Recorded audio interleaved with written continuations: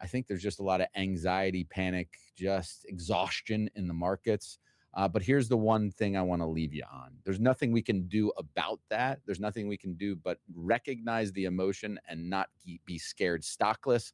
And here's why. Every major geopolitical event outside of two has led to stock prices being higher 12 months later by an average of 14.2%. So if you look at the dynamics at play in the two instances here, the backdrop, the underlying fundamentals in the market back in 9/11 and 2001 was not amazing.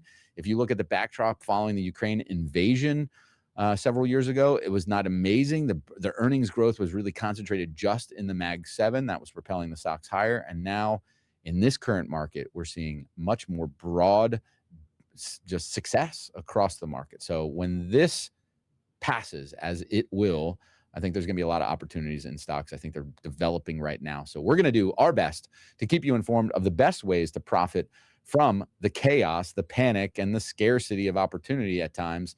But there will be abundance another day, and we'll hopefully be ones celebrating abundance with you and more profits in our portfolios over this end of this year.